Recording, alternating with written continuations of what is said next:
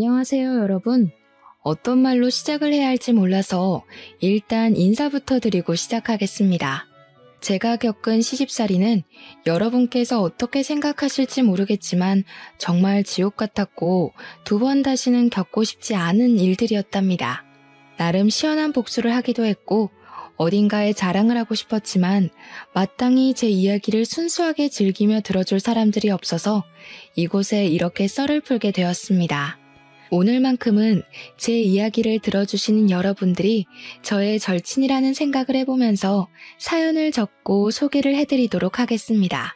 처음에는 착한 며느리가 되고 싶어서 자중했지만 시간이 지날수록 점점 도가 지나치는 시댁을 보면서 변해버린 제 모습까지 여러분들께서 응원해주시면 고맙겠습니다. 지금의 저는 자존감을 되찾아 제 행복을 찾아 살아가고 있지만 지난 과거를 생각해보면 참 미련 곰탱이가 따로 없었던 것 같기도 합니다.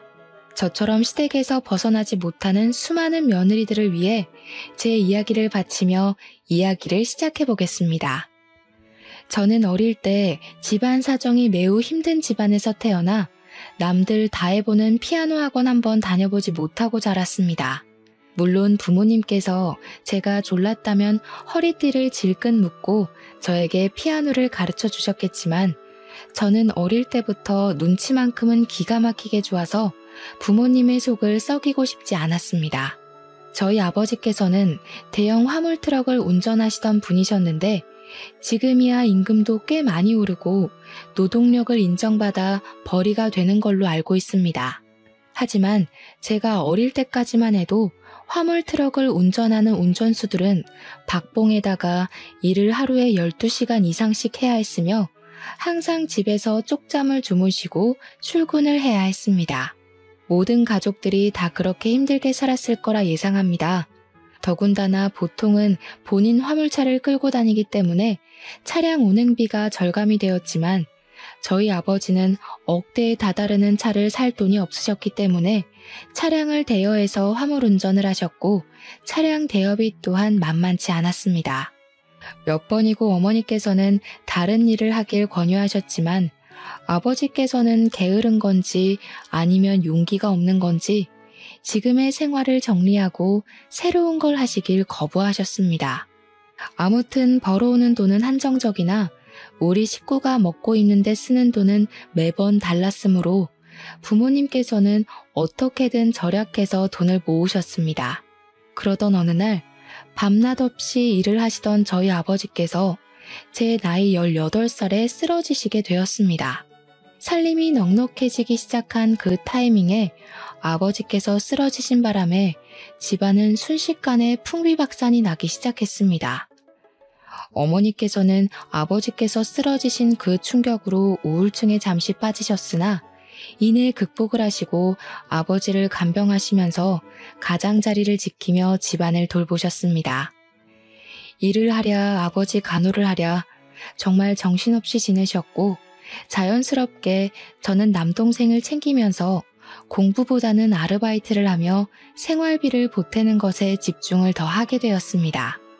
아버지께서 의식이 없었기 때문에 들어가는 약값도 어마어마하게 비쌌고 어머니께서 혼자 벌어서 저와 남동생의 공부를 시키기에는 부담이 꽤 컸습니다. 제 동생이 꽤나 공부를 잘하는 학생이었기 때문에 저는 18살 때부터 동생의 뒷바라지를 위해 일을 시작하게 되었는데 패스트푸드점에서 일을 하고 있었습니다. 당시에는 인터넷 얼짱이니 그런 게 무척이나 유행을 하던 시기였는데 제가 일하던 패스트푸드점에서 미소천사를 뽑는 제도가 있었거든요. 제가 일을 한 이후로 매번 미소천사에 제가 선정이 되었고 패스트푸드점 계산대 옆에 제 사진이 걸리게 되었습니다. 제 입으로 말을 하기 부끄럽긴 하지만 그 당시에 제가 인기가 무척이나 많았고 키도 168cm로 꽤 컸으며 마르고 예쁜 얼굴에 속해 있었습니다. 오죽하면 다른 카페들이나 음식점에서도 저를 아르바이트생으로 쓰고 싶다며 월급을 더 많이 주겠다고 공작이 들어오곤 했었습니다. 저를 좋아하던 학생들이 저를 보기 위해서 제가 아르바이트를 하는 가게에 온다는 게 사장님들 사이에서 소문이 날 정도였으니 어느 정도인지 예상이 가시나요? 제 입으로 말하기가 민망해서 그렇지 아직도 고등학교 때 친구들을 만나면 제 외모 이야기를 할 정도랍니다. 그런데 학생이 패스트푸드점에서 일을 해봐야 벌면 얼마나 벌겠습니까? 그러던 도중에 저에게 아주 솔깃한 제안이 하나 들어왔습니다. 바로 인터넷 쇼핑몰에서 들어온 제의였는데 쇼핑몰 모델 일을 하면 한 달에 월급을 200만 원씩 챙겨주겠다는 제안이었습니다. 패스트푸드점에서 일주일 내내 쉬는 날 없이 학교 끝나고 마감까지 일을 해도 한 달에 70만 원을 벌까 말까 하는데 월에 200만 원이면 정말 큰 돈 아니겠습니까? 솔직히 조금 이상한 곳은 아닐까 의심이 가기도 하고 걱정이 되었는데 진짜 유명한 쇼핑몰이었고 사장님께서 직접 저를 찾아와서 명함을 주셨습니다. 그 사장님 또한 인터넷에 검색을 하면 심심찮게 등장하시는 유명한 분이셨기 때문에 저도 안심을 하고 쇼핑몰 모델 일을 시작했습니다. 만만하게 생각했는데 쇼핑몰 모델 일은 예상보다 훨씬 더 힘든 일이었습니다. 쉬지 않고 포즈를 바꾸는 것은 물론이고 화장이랑 머리도 매번 손을 봐야 했거든요. 옷도 한두 벌만 입는 것이 아니라 한 번 촬영에 나가면 여러 벌을 갈아입고 사진을 찍어야 해서 정말 조금의 오버를 보태서 50벌씩은 넘게 입어보는 것 같았습니다. 몇 시간씩 조명을 맞으면서 높은 구두를 신고 포즈를 신경 써서 표정까지 완벽하게 사진을 찍는다는 건 쉬운 일이 아니었습니다. 야외에서 촬영이 이루어지기라도 하면 정신없이 움직여야 하고 옷을 갈아입을 공간이 없어서 불편하고 고생이 엄청났습니다. 연예인들은 어떻게 이런 일을 매일같이 수십 번씩 하는지 대단하다는 생각이 들 정도였습니다. 저는 18살 때부터 일을 시작해서 그런 건지 생각보다 주위 사람들의 도움도 많이 받게 되었고 다른 모델 언니들도 저를 귀여워해 주셨습니다. 덕분에 빠르게 쇼핑몰 일에 적응을 할 수 있었고 제 나이 23살이 되었을 때엔 젖살도 빠지고 미모에도 물이 올라서 쇼핑몰계에서는 꽤 유명한 모델이 되었습니다. 정말 제가 그때의 사진을 돌려보면 어떻게 이리 이쁠 수 있을까 싶을 정도로 제 외모가 완벽하게 피어올랐던 시기였습니다. 그때 당시에 저를 추종하던 팬들도 생겼는데 쇼핑몰 사무실로 저에게 선물을 보내주는 사람들도 있었고요. 저를 찾아와 주시는 분들도 있었습니다. 길에 가다가 마주치면 커피라도 한 잔 사주시려고 하시고 팬이라고 편지도 주시고 정말 연예인 못지않은 인기를 누렸습니다. 대학을 가지 않고 바로 일에 뛰어들기를 잘했다고 생각할 정도로 저는 과분한 사랑을 받았고 제 팬들이 늘어날수록 저의 월급도 늘어나게 되었습니다. 저로 인해서 판매되는 옷들의 양이 늘어나니까 사장님께서 신이 난다고 상여금식으로 인센티브를 더 얹어주셨거든요.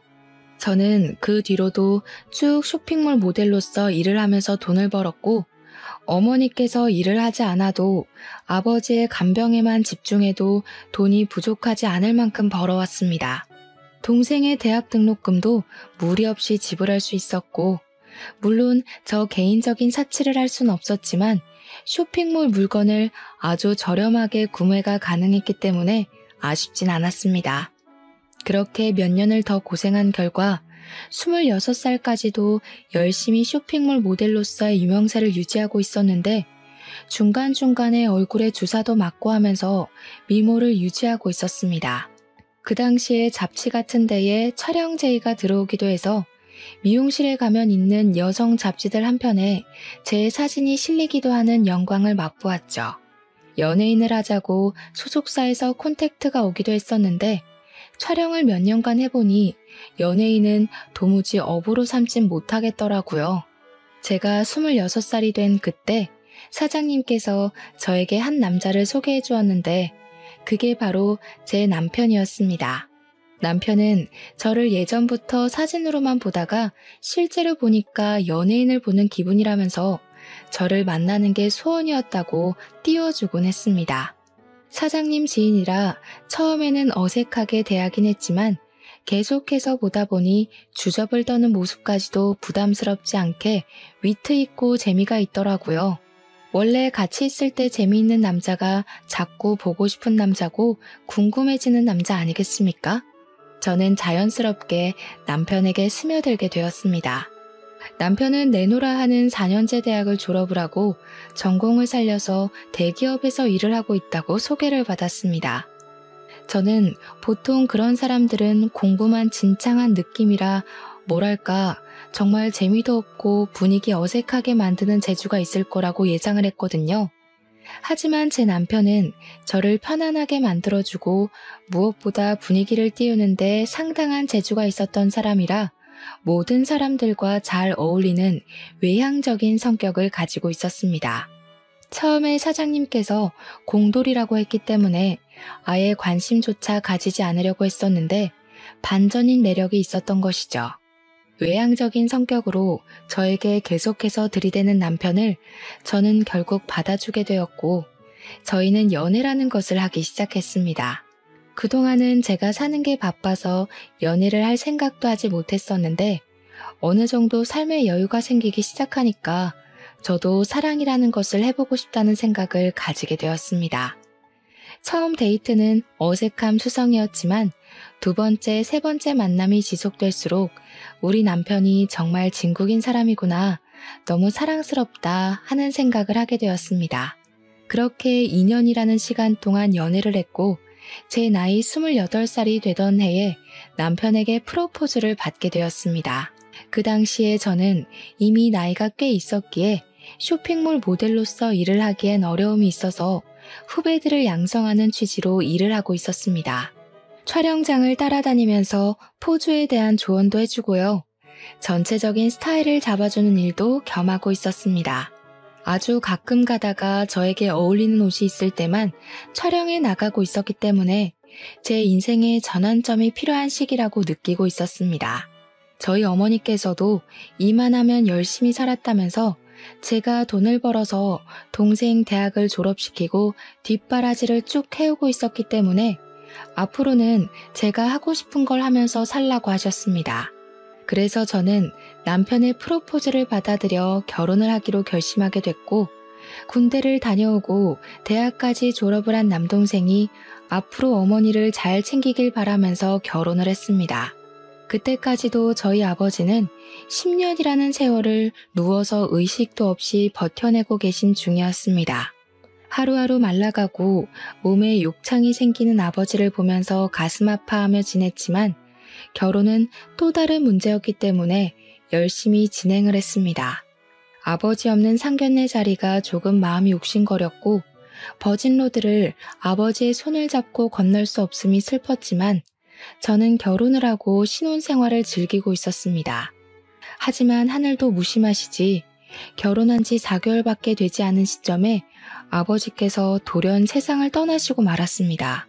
어머니께서는 아버지께서 제가 결혼을 할 때까지 버틴 것 같다고 너무 슬퍼하지 말라 하셨지만 그게 어찌 마음대로 되겠습니까? 평생을 고생만 하다 돌아가신 우리 아버지가 안쓰러워 어쩔 줄 모르고 내내 울었습니다. 우리 남편은 인사 한번 제대로 드리지 못한 아버지의 장례식을 내내 지켜주고 정말 많이 저를 위로해 주었습니다.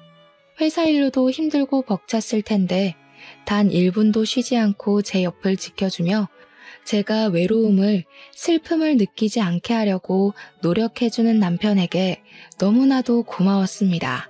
이 고마운 감정을 정말 어떻게 표현을 해야 할지 모를 정도로 말입니다. 저는 더욱 남편을 의지하고 사랑하게 되었습니다. 장례식이 다 끝나고 저는 시부모님께 와주셔서 감사하다고 인사를 드리러 시댁에 방문을 하게 되었는데 그때 예상치 못하게 처음으로 혼이 나게 되었습니다. 그때부터 제가 상상도 하지 못한 시집살이가 시작되었던 것이었습니다. 시모는 저에게 우리 아들이 외벌이로 일을 하느라 힘이 들어 죽겠는데 장례식장까지 지키고 있어야지만 속이 시원했냐고 하시더라고요. 내가 우리 아들 보고 얼마나 가슴이 아팠는지. 부조만 하고 가려고 들렀다가 아들 고생하고 있는 거 보니까 마음이 다 짠하더라. 얼마나 피곤하겠니? 일주일 내내 출근하고. 아휴, 그게 무슨 소리야, 엄마. 내가 당연히 장인어른 장례식을 지켜야지. 그럼 누가 지켜? 얘가? 내가 지금 내 며느리한테 잔소리하는데 네가 왜 끼어드니? 가만히 있어. 무슨 모델이랍시고 설치던 것도 마음에 안 들어 죽겠는데 남편한테 힘들지 않냐고 집에 가서 쉬라는 소리도 안 하고 말이야. 손님 맞이까지 시키는 게 말이 되니? 우리 아들이 왜 육개장을 날라야 하는데? 시모가 너무 매섭게 저에게 화를 내면서 이야기를 하니까 저도 너무 당황스러웠습니다. 거기다가 그때는 제가 결혼한 지 4개월밖에 되지 않았던 시점이었을 때라 아무것도 모르고 시모의 말에 놀라서 죄송하다고 사과를 드릴 수밖에 없었습니다. 죄송합니다, 죄송합니다 하다 보니까 시모 눈에 제가 만만하게 보인 건지 시모가 화만 내면 제가 자동으로 고개를 숙이니 만만한 애구나 싶었던 겁니다. 그 뒤로부터 저에게 아버지가 돌아가신 것을 핑계 삼아서 시부모를 더 잘 모시면서 지내라고 하더라고요. 보통은 아버지가 안 계시니까 친정어머니를 잘 보살펴라 하는 말을 하지 않나요? 저희 시부모님은 본인들을 더 챙기라고 하셨습니다. 저에게 번듯한 대학을 졸업한 남동생이 있지 않냐고, 원래 부모는 남자 쪽이 챙기는 거라면서 저한테는 본인들을 챙기라고 하더라고요. 듣다 못한 남편이 제 편을 들어주면서 잔소리 좀 그만하라고, 장모님도 잘 챙길 거고 효도도 알아서 할 테니까 그만하라고 중재를 해주었습니다. 남편이 나서자 시모는 더욱 뾰족한 말투로 저에게 잔소리를 하셨죠. 본인 아들을 어떻게 휘어잡은 거냐면서요. 그날 집으로 돌아오면서 남편은 저에게 연신 미안하다는 말을 뱉었습니다. 자기가 부족해서 그런 소리를 듣게 했다면서 앞으로는 이런 일이 벌어나지 않도록 잘 막아주겠다고 약속을 꼭꼭 걸더라고요. 사실 시댁에서 남편이 중재를 해주었다는 것만으로도 고맙고 든든했는데 앞으로는 더 잘해주겠다고 하니까 저도 믿게 되더라고요. 더군다나 진심으로 이야기를 해주니 시댁에서 혼나서 우울했던 기분들이 전부 사르르 녹는 것 같았습니다. 든든한 제 편이 존재한다는 게 참으로 좋더라고요. 남편은 제 남동생이 일을 시작해서 저희 어머니를 부양하고 있는 걸 보고 사회초년생이 무슨 돈이 넘쳐서 오롯이 부담을 하겠냐고 하더라고요. 저도 남편에게 그럴 필요 없다고 결혼 전에 모아두었던 돈을 남편과 상의 후에 친정에 다 드리고 왔었는데 그 이야기를 했습니다. 그래도 결혼 전에 모은 돈이 꽤 있어서 당장 부족하진 않을 거라고 걱정하지 말라고 했더니 남편은 그건 또 도리가 아닌 것 같다고 했습니다. 우리 형편이 지금 넉넉하기 때문에 용돈 드리는 부분을 걱정하지 않아도 될 것 같다고 남편이 꼭 우리 어머니께 용돈을 드리고 싶다고 하는 겁니다. 그러면서 매달 50만 원씩 드리겠다고. 우리 남편이 대기업에 다니고 있어서 연봉이 꽤 높았거든요. 시댁에도 50만 원, 친정에도 50만 원을 드리겠다고 하니 저야 뭐 고마웠죠. 생활비 받아 쓰는 데엔 문제가 없었으니까요. 그렇게 우리 둘이 잘 정하고 상의까지 끝마쳤는데 이걸 시모가 어떻게 알았는지 저에게 전화가 와서는 소리를 대뜸 지르시더라고요. 너 지금 제정신이니? 우리 아들이 뼈 빠지게 고생해서 벌어온 돈을 왜 친정에 갖다 준다고 그래? 제가 주라고 한 게 아니라요. 그이가 양가에 용돈을 드리자고 한 건데요. 예, 그럼 말렸어야지. 그이가 어머님께도 드린다고 저희 친정에도 보내고 싶다고 한 거예요. 제가 공평하게 주자고 한 게 아니라요. 얘가 내 아들이니까 당연히 나한텐 줄 수 있지. 근데 너네 엄마는 아니잖아? 저는 어이가 없었습니다.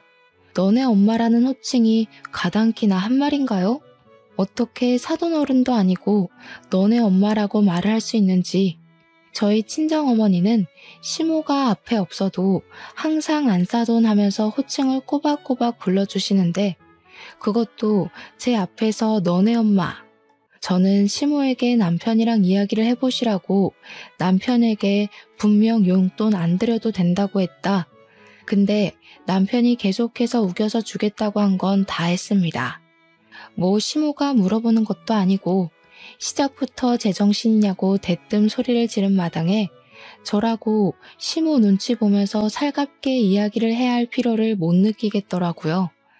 게다가 시모가 바락바락 저러니까 우리 어머니께 드리는 용돈을 끊으면 안 되겠구나 하는 생각도 들었습니다. 시모의 속을 뒤집어 놓을 수 있다면 뭐든 할 수 있겠다 싶었거든요. 아무튼 시모에게 한쪽 집에만 용돈을 드리는 건 경우가 없는 것 같다고 남편이 굳이 친정에도 주겠다고 해서 그러라고 한 거라 말을 했습니다. 그러자 시모가 갑자기 하하면서 기가 차다는 듯 웃는 게 아니겠습니까? 너 지금 나한테 경우 없다고 말을 하는 거니? 저는 그런 말 한 적 없어요, 어머님. 경우가 없다며 경우가. 그 말이 그 말이지. 애가 고졸이라더니 못 배워서 그런 거니? 할 말 못할 말 구별을 못하네. 솔직히 네가 얼굴 빼고 볼 게 뭐가 있어? 그것도 뭐 죄다 성형수술한 거 아니니? 내가 살아온 연륜이 있어서 딱 보면 척아는데 너 얼굴 죄다 손본 거잖아. 그러면서 제 외모에 대한 공격을 시작하는데 저 정말 맹세코 얼굴에 주사는 몇 번 맞아본 적 있어도 수술은 해본 적이 없었거든요. 굳이 이 얼굴로도 충분히 잘 먹고 잘 사는데 제가 그 큰 돈을 주고 성형을 할 필요를 못 느낀 탓이 컸습니다. 그런데 시모의 성형 공격이 더 어이가 없었던 이유는 시모야말로 어디서 이상하게 성형수술을 받은 탓이 얼굴이 완전히 무너져 내려 있었거든요. 코는 이미 수축이 와서 들창코가 되어 있었고 얼굴 주름이 하나 없이 팽팽한데 목주름은 쭈글쭈글했고요. 저 눈이 감기나 의심이 들 만큼 쌍꺼풀이 크게 잡혀 있었습니다. 살아온 연륜 때문에 아는 게 아니라 그냥 수술을 많이 해서 아는 게 아닌가 싶을 정도였습니다. 제가 아무 소리도 하지 않고 전화기만 들고 있었더니 저한테 찔려서 그러냐고 물어보시더라고요. 설마 남편은 제가 성형한 거 모르는 건 아니냐면서 설레발을 치셨습니다. 여우가 따로 없다면서 혀를 끌끌 차는데 기분이 팍 상해버렸죠. 어머님, 저 얼굴에 칼 안 댔어요. 가끔 보톡스 같은 건 맞아봤어도 얼굴에 어머님처럼 실리콘은 안 넣었습니다. 뭐가 어째? 야, 너 지금 뭐라고 그랬어? 어머님, 제가 나중에 좋은 병원 하나 소개해드릴까요? 그 병원이 제 수술로 진짜 유명한 병원인데 들창코도 고쳐주고 안 감기는 눈도 고쳐준대요. 어머님께서 거기 방문하셔서 재건 수술 받으시는 게 좋을 것 같아요. 그러고 전화를 끊어버렸습니다. 가슴이 벌렁벌렁 하는데 속은 엄청나게 시원하더라고요. 그래도 말을 뱉어놓고 찔리긴 했죠. 시모가 어떤 식으로 받아칠지 몰랐으니까요. 남편이 퇴근하고 오자마자 이야기를 전달해주니 깔깔 소리가 나게 웃는 게 아니겠습니까?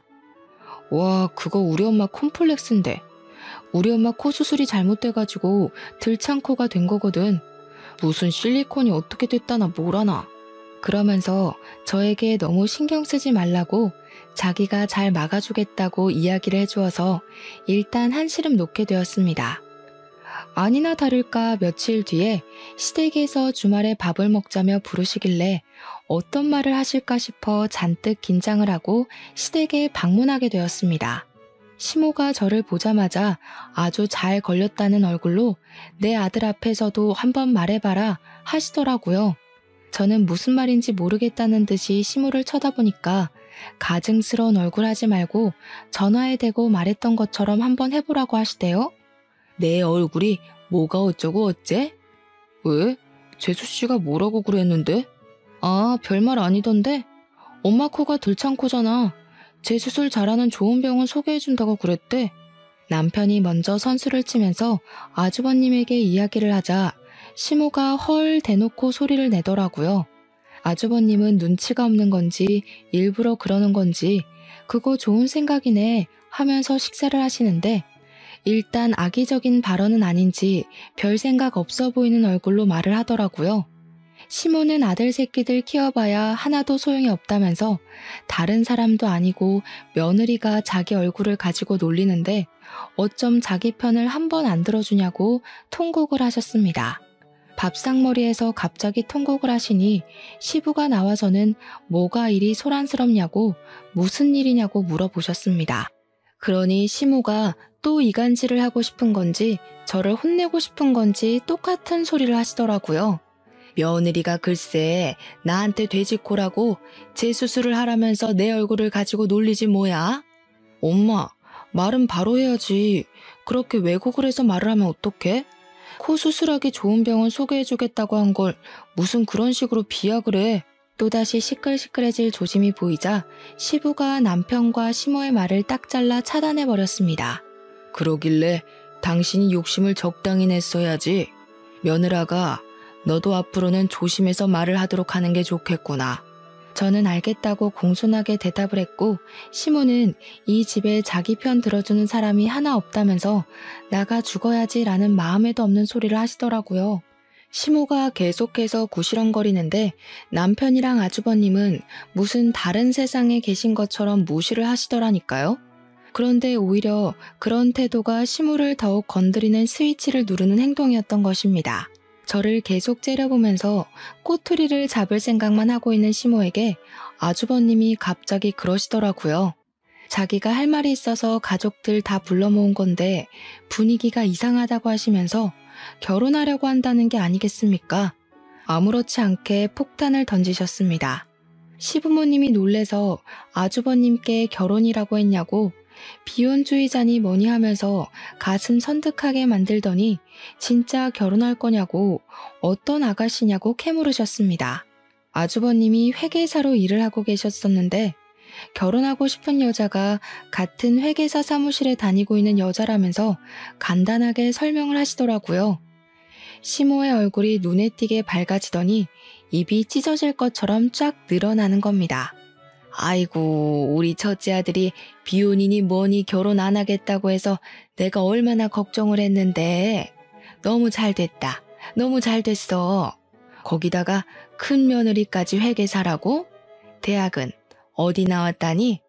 누구처럼 고졸이 아니라 어찌나 다행인지 모르겠다 정말. 사람이 참 치사하게 이런 걸로 나누면 안 되는 건 알지만 학벌을 무시할 수가 없더라. 기본 교양 차이가 워낙 나니까. 그 말을 하면서 저를 확 째려보시는데 도대체 제가 뭘 그리 잘못했다고 저러시는지 이해가 되지 않았습니다. 오죽하면 저희 남편이 화가 나서 학벌이 뭐가 중요하냐고 여기가 회사도 아니고 그런 거 따지지 말라고 했습니다. 그러니 시모가 학벌이 중요하지 안 중요하냐고 구시렁거리더라고요. 학벌이 왜 회사에서만 중요하니? 솔직히 너 서울대 나온 사람이랑 고졸인 사람이랑 같은 급이라고 생각하니? 월급부터가 차이 나기 시작해서 사람들의 인식 또한 차이가 나는 거란다. 누구는 좋은 대학 나와서 회계사라고 하는데 누구는 에휴 집에서 살림이나 제대로 하는지 몰라. 나도 말이야 이런 식으로 치사하게 차별하고 싶지 않거든. 근데 둘째 며느리랑 나랑 안 맞는 거 보면 딱 그 이유밖에 없는 거지. 학벌. 학벌에서부터 수준 차이가 난다 이 말이야. 나중에 남편에게 들은 이야기인데 시모가 뒤늦게 대학을 나와서 엄청나게 대학 부심이 있다고 하더라고요. 저도 그 말에 지금이라도 공부해서 대학을 갈까 싶은 마음이 들기도 했지만 저는 원래 공부에 그다지 소질이 없었기 때문에 해봐야 안 될 것 같아서 포기를 했습니다. 그렇게 몇 주의 시간이 더 지나고 시모가 신이 나서 주말에 시댁에 오라고 이야기를 하는데 평소에 시모가 저를 그렇게 신나서 부르는 일이 없어서 왜 그런가 했습니다. 무슨 일 있으시냐고 기분이 좋아 보이신다고 넌지시 한마디 건넸더니 제 형님 될 사람이 올 거라고 하더라고요. 아주버님이 진짜로 결혼하시는구나 싶었습니다. 저한테 일찍 와서 장도 보고 음식도 좀 하자고 하시길래 알겠다고 했습니다. 이런 거라도 제깍제깍 해야 점수를 딸 수 있으니까요. 주말에 일찍 가서 시모 따라서 장을 보는데 남편이 심심하다고 장 보는 길을 따라 나섰습니다. 그러니 시모가 불편한 기색을 팍팍 내보이면서 이런 자리까지 남편을 꼭 불러서 대동해야겠냐고 내가 너 잡아먹니? 하면서 핀잔을 주시더라고요. 남편이 태연하게 무거운 거 들어주려고 따라가는 거라고 장 많이 볼 거라며 하면서 쓱 대꾸하니까 시모가 예전에는 그런 짓 안 하더니 변했다고 하시더라고요. 그러면서 속상하다 속상해 하시는데 제가 양파, 고구마, 재료들을 고를 때마다 이건 못생겼다, 이건 여기에 상처가 났다 하면서 트집을 잡으셨습니다. 이거나 저거나 다 똑같이 생겼는데 남편 때문인지 그냥 제가 마음에 들지 않아서인지 계속 트집을 잡으셨어요. 시댁에 와서 음식을 할 때에도 칼질을 똑바로 못한다고 어슷썰기를 해라, 채를 썰어라 계속 혼내기만 하셨고요. 형님이 되실 분이 시간 맞춰서 도착을 하시고 다 같이 이야기를 나누면서 식사를 하기 시작했습니다. 형님이 되실 분은 저를 아주 살뜰하게 챙겨주셨었는데 아무래도 동서지간이니 잘 지내면 좋겠다고 생각을 하셨었나 봐요. 그 모습을 보면서 시모는 역시 대학을 잘 나와서 그런 건지 애가 싹싹하다고 칭찬을 하시더라고요. 좋은 대학 나와서 회계사로 일을 하고 있다고 하더니 남을 배려할 줄도 알고 이게 바로 노블레스 오블리주인 거지. 둘째 너는 이런 말 뜻은 아니? 제가 아무리 대학을 나오지 않았다고 해서 상식도 모르는 바보 멍청이는 아닌데 저를 막 무시하더라고요. 그래서 어머님께 그냥 제가 고졸이지만 바보는 아니라고 대놓고 말을 했습니다. 시모가 그 말에 갑자기 대학 안 나온 게 뭐가 자랑이라고 그렇게 큰 소리로 말하냐면서 부끄러운 것도 모른다고 하시더라고요. 순식간에 분위기가 쎄하게 바뀌고 형님이 그 순간 제 편을 들더라고요.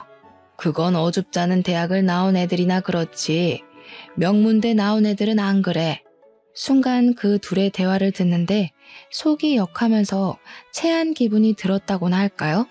토끼가 확 올라와서 화장실에 뛰어들어가 구역질을 시작했습니다. 그랬더니 시모가 뒤에서 적어보라면서 기본 교양이 없으니 이런 자리에서 구역질을 한다고 혀를 끌끌 차는 겁니다. 그런데 형님이 저를 빤히 보더니 혹시 임신한 거 아니냐고 물어보더라고요. 순간 시댁의 분위기가 180도 변했습니다. 곰곰이 생각을 해보니까 생리를 안 한 지 좀 됐더라고요. 제가 놀래서 벙찌고 있으니 시부가 얼른 간이검사 그거 해보라고 닥달을 하셨습니다. 남편이 문연 약국을 찾아서 임신 테스트기를 사왔고 저는 온 가족이 지켜보고 있는 데서 테스트기를 꺼냈는데 두 줄이 딱 떠 있는 겁니다. 너무나도 선명한 두 줄에 온 가족이 깜짝 놀랐습니다. 남편은 저를 얼싸안고 시부도 당장 병원부터 가보라고 난리에 형님과 아주버님도 축하한다고 해주셨습니다. 결혼한 부부 사이에 당연한 일을 가지고 너네 결혼한 지도 벌써 얼마나 지났냐? 유난 떨지 마라. 어머님 기쁘지 않으세요? 그냥 축하해 주세요. 다들 시모만 멀뚱히 보고 있으니 어쩔 수 없다는 식으로 시모가 저에게 임신한 거 축하한다고 하시더라고요. 다음날 바로 병원에 찾아가니까 임신이 맞다면서 거기다가 쌍둥이를 임신했다고 심장 소리를 들려주시는 게 아니겠습니까? 남편이 같이 병원에 찾아갔는데 심장 소리 듣고 막 울더라고요. 결혼한 지 1년 만에 생긴 아이였으니 너무 신이 났고 양가에서는 어쨌든 임신을 축하해 주셨기에 태교에만 집중하기로 마음을 먹었습니다.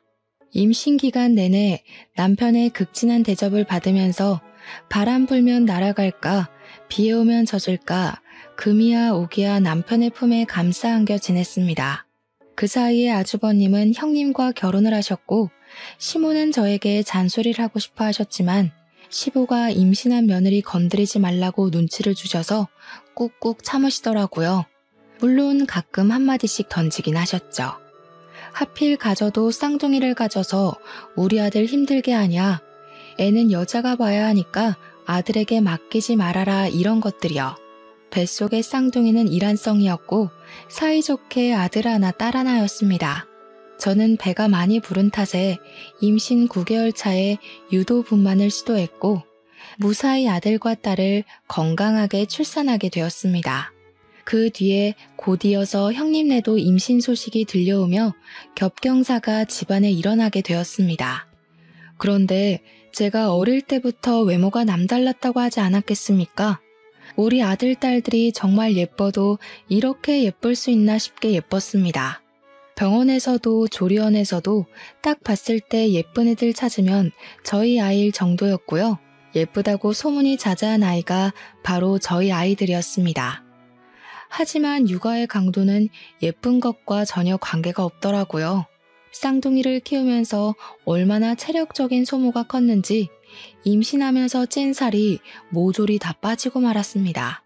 시터 이모님을 고용해서 아이들을 돌봤음에도 불구하고 정말 헬류가 하는 게 뭔지 알겠더라고요. 한 명이 울면 다른 한 명도 따라 울고 밥을 주거나 기저귀를 갈아주는 거나 진짜 죽을 만큼 힘든데 저희가 남편 왜 버리지 않겠습니까? 양가의 용돈을 드리면서 시터 이모님 월급까지 드려야 하니 경제적인 부담이 되기 시작했습니다. 남동생이랑 요즘 살림하기 힘들다 이야기를 하다가 남동생이 저에게 그러지 말고 아기들도 예쁘니까 애들 데리고 아이오 쇼핑몰을 해보라고 권유를 했습니다. 제가 원래 쇼핑몰 모델도 했고 그쪽에서 오랜 시간 일했으니 도매 쪽 일도 잘 알고 있었고요.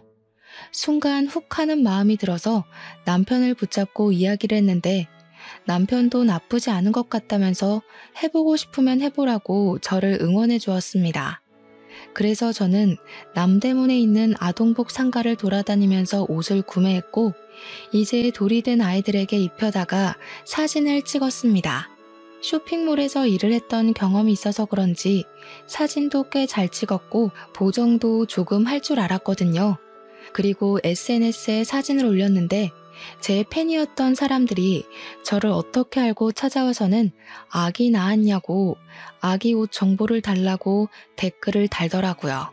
그래서 이때다 싶은 마음에 제가 이 아기 옷들을 팔아보려고 하는데 어떨 것 같냐고 은근히 팬들에게 물어보았더니 당장에 팔아달라고 사겠다고 손을 막 들더라고요.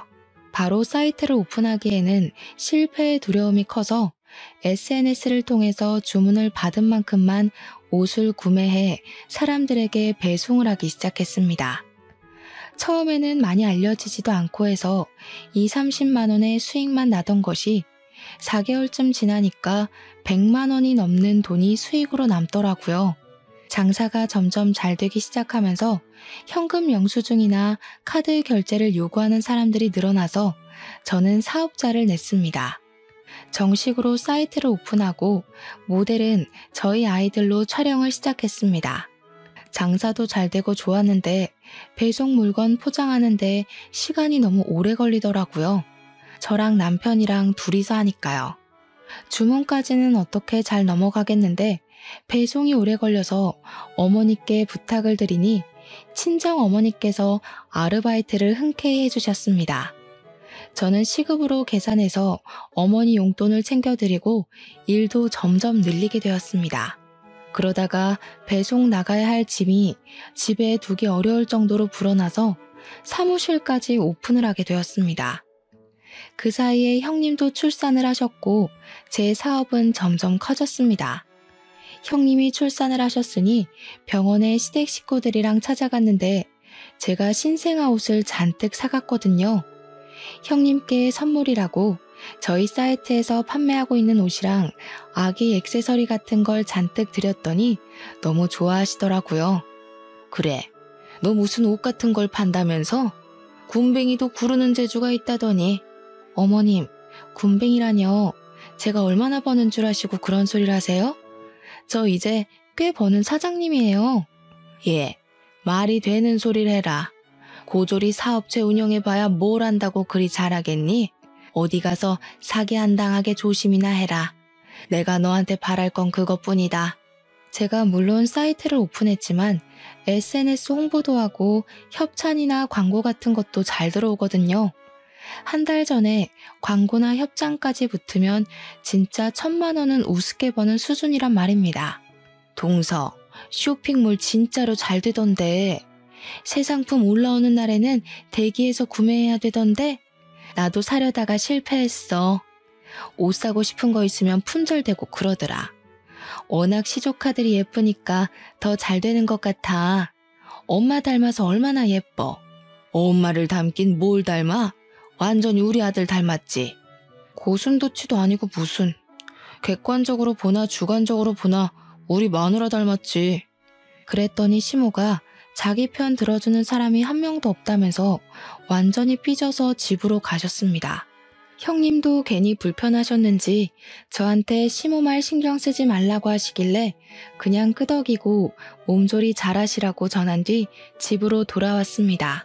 그 뒤로 몇 개월이라는 시간이 훌쩍 지났고 저는 쇼핑몰 운영을 활발히 하면서 지냈는데 아이들이 모델로 있다 보니까 가끔 길 가다 보면 알아보는 사람들이 나타나곤 했습니다. 시댁 식구들이랑 전부 해서 큰 쇼핑몰에 가서 구경도 하고 밥도 먹고 하고 있는데 어떤 아기 엄마가 저에게 다가오더라고요. 땡땡 쇼핑몰 아기들 맞죠? 어머 사장님, 저 예전에 사장님이 쇼핑몰 모델 하실 때부터 팬이었어요. 사진 한 장 찍으면 안 될까요? 제가 당연히 좋다고 사진도 찍고 막 이야기도 나누고 했는데 그 아기 엄마 이후로도 2명 정도가 저에게 말을 걸었습니다. 그랬더니 시모가 그제야 슬쩍 저에게 물어보시더라고요. 너 그 쇼핑몰 정말 잘 되냐? 네 어머님, 저 요즘 순이익이 1,000만 원 넘게 나와요. 1,000만 원이라는 말에 시모가 헉소리를 내더니 그 뒤로 이상하게 미묘하게 달라진 태도로 저를 대하시더라고요. 그 쇼핑몰에 간 날 제가 시조카들은 물론이고 아주버님 부부의 시부모님까지 옷이며 밥이며 싹 사드리고 남편 명품 벨트도 턱턱 사줬거든요. 제가 그만큼 돈을 벌어서 가족들에게 쓰니 시모도 뭐라 구박하기가 애매하셨던 거죠. 그날 이후로 몇 주의 시간이 지나가는 동안 저에게 잔소리 한 번은 안 하시더라고요. 제가 이때다 싶어서 시모에게 저랑 같이 커피 한 잔 마시러 가자고 연락을 했더니 시모가 쭈뼛쭈뼛하게 그럴까? 하시면서 따라 나서시는 겁니다. 예전에 봐뒀던 예쁜 카페에 시모를 모시고 갔더니 세상에 이렇게 예쁜 카페는 처음 본다면서 되게 좋아하시더라고요. 커피가 나오고 잠시 침묵이 흘렀는데 시모가 슬쩍 저에게 그러시더라고요. 네가 그리 돈을 많이 버는 줄 몰랐지 뭐냐. 그래서 이런 곳도 자주 오고 그러니? 예전 같으면 아들 돈 쓴다고 잔소리를 했을 텐데 이제는 그런 말도 안 하시더라고요. 어머님, 이런 데 나오시니까 좋죠? 이제 저 그만 미워하시고 저랑 좋은 데 많이 다녀요. 형님도 아기 조금 더 크면 셋이 같이 다니면 좋잖아요. 시모가 그제야 킁킁 하시면서 목을 가다듬으시더라고요. 사실 첫 술에 배부른 걸 바라진 않았지만 제 진심이 시모에게 통해지기를 바랬죠. 시모가 그날 저녁에 집에 돌아가서 문자 메시지를 저에게 보내셨더라고요. 너한테 그런 능력이 있는 줄도 모르고 고졸이라 무시했던 거 미안하구나. 원래 아들 가진 엄마 마음이라는 게 다 그런 거다. 우리 아들이 세상에서 제일 잘난 줄 알아서 그런 거야. 사과 문자라고 하기엔 뭔가 썩 사과같이 느껴지진 않았지만 제가 더 얄궂게 구는 건 아니다 싶어서 앞으로 사이좋게 잘 지내고 싶다고 답장을 보냈습니다. 그 뒤로 우리 집이고 시댁이고 용돈 척척 드리고 조카들 잘 챙기니까 시모가 더 이상 저를 구박하는 일은 사라졌습니다. 형님은 아이 키우느라 일을 그만두셨는데 경력 단절에 대한 걱정을 하시길래 나중에 회계사 사무실 재취업 안 되면 저희 사무실 와서 회계 좀 봐달라고 부탁드렸죠. 저도 따로 세무사에게 일을 맡기고 있었으니까 형님이 도와주시면 딱이었거든요. 그래, 집안에 사업하는 사람 있으니까 이건 참 좋네. 시모가 너무 뜬금없는 타이밍에 제 칭찬을 하니 가족들 모두 어리둥절해서 시모를 쳐다보고는 웃었습니다. 시모도 겸연쩍어 하시면서 깔깔 웃으셨고요. 지금은 저희 아이들이 6살이 되어서 유치원에 다니고 있는 중입니다. 아직도 저는 쇼핑몰을 운영하고 있고 고정적인 매출로 안정적으로 운영 중입니다. 형님은 저희 쇼핑몰 세무일을 봐주시고 계시고 가끔은 시모가 제 배송 일을 도와주시기도 한답니다. 사이좋게 온 가족이 잘 지내고 있는 중이라 참으로 기쁩니다. 여러분들 가정에도 평화와 행복이 가득하길 바랍니다. 제 사연 들어주셔서 감사합니다.